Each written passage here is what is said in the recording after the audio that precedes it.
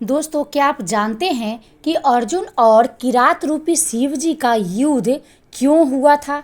अगर आप नहीं जानते हैं ना, तो वीडियो को पूरा ज़रूर देखिएगा। तो चलिए मैं वीडियो को शुरू करती हूँ। नमस्कार, मेरा नाम है अंजलि। मैं आज आप लोग के लिए एक स्टोरी लेकर आई हूँ। तो अगर पसंद आए ना तो लाइक करिएगा और ज़्यादा से ज़्यादा शेयर करिएगा। और दोस्तों, मुझे कमेंट बॉक्स में ज़रूर बताइएगा कि आपको कैसा लग रहा है वीडियो। अगर ऐसे ही मोटिवेशनल वीडियो आपको चाहिए तो मैं आप लोग के लिए और लेकर आऊँगी। तो चलिए मैं वीडियो को शुरू करती हूँ। तो कथा कुछ ऐसी है कि 12 वर्ष का वनवास और 1 वर्ष का अज्ञातवास पाए पांडव को श्री कृष्ण ने अलग अलग कार्य सौंपे थे। उन्होंने अर्जुन को दिव्य अस्त्रों को इकट्ठा करने भेजा था। इसमें सबसे जरूरी पाशुपतास्त्र था, और जो कि शिव जी के ही पास था। इसीलिए अर्जुन उनकी तपस्या करने लगा।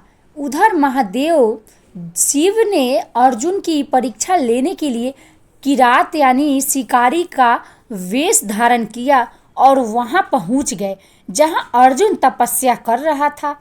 उसी समय मुकासुर नाम का एक दैत्य जंगली सुअर बनकर उस नगर में आतंक मचा रहा था। उसके उत्पात से ऋषि मुनियों के आश्रमों में कोलाहल मच गया। इससे अर्जुन का ध्यान भंग हो गया।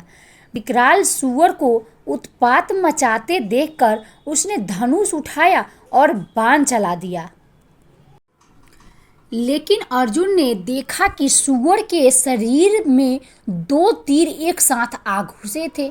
इधर उधर नजर फिराने पर वही किरात थोड़ी दूर पर धनुष ताने खड़ा था। सुअर को किसने मारा, इस बात पर अर्जुन और किरात बहस करने लगे। अहंकार में अर्जुन ने खुद को श्रेष्ठ गुरु का शिष्य और श्रेष्ठ कुल का पुत्र बताया। इसके बाद शिव जी और अर्जुन में युद्ध छिड़ गया। अर्जुन के सभी बाणों को किरात ने काट डाला, लेकिन किरात को खरोच तक नहीं लगी। अर्जुन ने किरात पर तलवार फेंकी, लेकिन वह टूट गए। निहत्थे अर्जुन ने एक विशाल पेड़ उखाड़कर किरात पर फेंका, लेकिन किरात के शरीर से टकराते ही पेड़ तिनके की भांति टूटकर बिखर गया।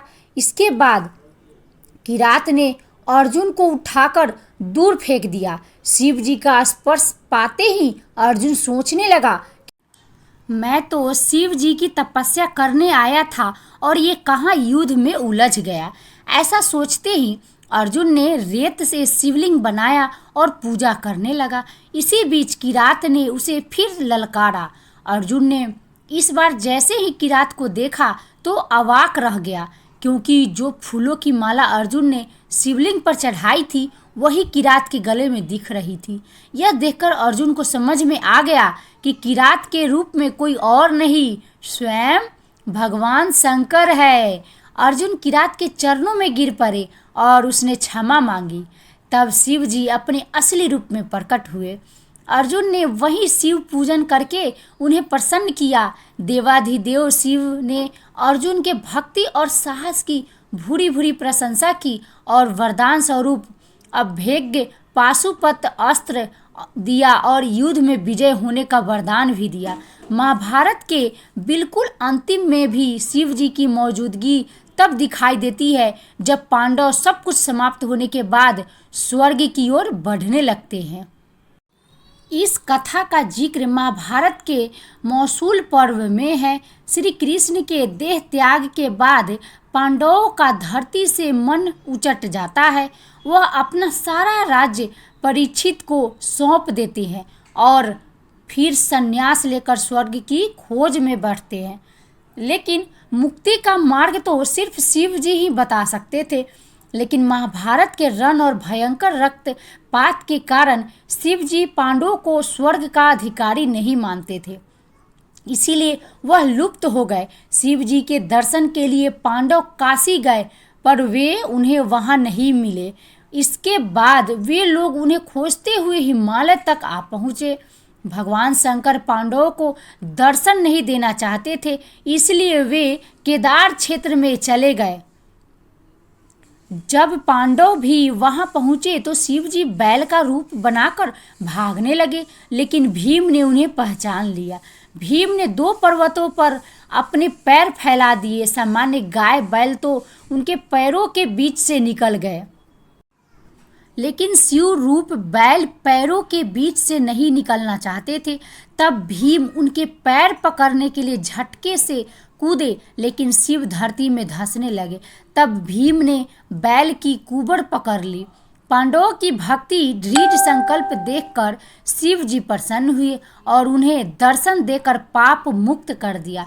युधिष्ठिर ने केदारनाथ कहकर उनकी आराधना की। उसी समय से भगवान शंकर बैल की पीठ की आकृति पिंड के रूप में श्री केदारनाथ में पूजे जाते हैं। ऐसा माना जाता है कि जब भगवान शंकर बैल के रूप में अंतर्ध्यान हुए तो उनके धड़ से ऊपर का भाग काठमांडू में प्रकट हुआ। तब वहाँ पशुपतिनाथ का प्रसिद्ध मंदिर है। शिव की भुजाएं तुंगनाथ में, मुख रुद्रनाथ में, नाभि माहेश्वर में और जटा काल्पेश्वर में प्रकट हुए। इसीलिए इन चार स्थानों सहित श्री केदारनाथ को पंच केदार कहा जाता है। यहाँ शिव जी के भव्य मंदिर बने हुए हैं। दोस्तों, आई होप ये वीडियो पसंद आई होगी। अगर पसंद है तो लाइक करिए, सब्सक्राइब करिए और ज़्यादा से ज़्यादा शेयर करिए। तब तक के लिए जय शिव, जय शिव।